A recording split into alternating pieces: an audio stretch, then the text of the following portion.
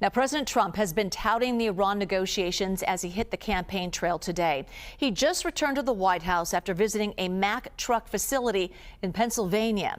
He was there to tout his economic agenda. And the visit comes as U.S. negotiators are meeting with Iran in an effort to reach a deal to end the war. It was another day of conflicting claims from the White House and Iran over what, if any, progress has been made toward permanently ending the conflict. So joining us now in New York is New York Times diplomatic correspondent Edward Wong. Edward, for the negotiations, we hear one thing from the Trump administration, another from Iran. For example, Vice President Vance said the Iranians had agreed to nuclear inspectors. The Iranians denied that today. What does that tell us about the state of the negotiations? Well, I think obviously both governments are speaking from very strong perspectives, and they're in conflict on several areas in public debates right now. One of them, as you point out, is on inspectors. The Iranians say they've barely spoken about the issue. The vice president and President Trump have both said that Iran has agreed to let in inspectors. And so obviously there will have to be some resolution to this issue, or else talks could really fray. There's another big issue that's looming, which is the Strait of Hormuz and what happens in the future there.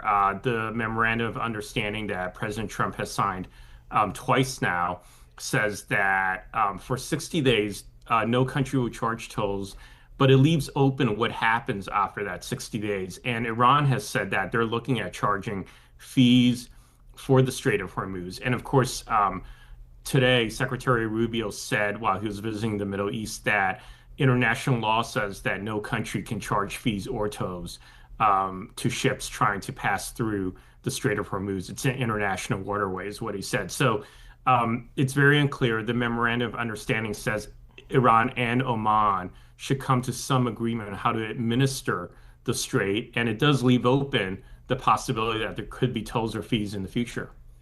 So is there any sense of who has the upper hand in these talks, and what leverage does the U.S. even have?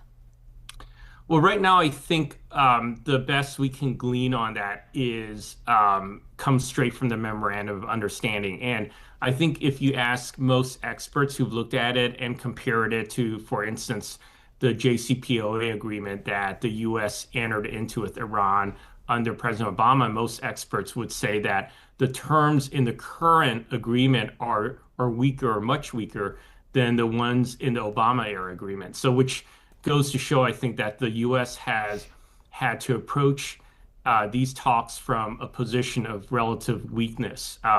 We know that essentially Iran's use of the Strait of Hormuz as leverage, its closure of the strait, was the pivot point in this war. Once it closed the strait by attacking some commercial ships, then the U.S. really was put into a bind, and President Trump, looking at inflation, looking at rising gas prices, looking at the midterms coming up, I think has had to start negotiating from a position of relative weakness. Edward Wong. Edward, thank you.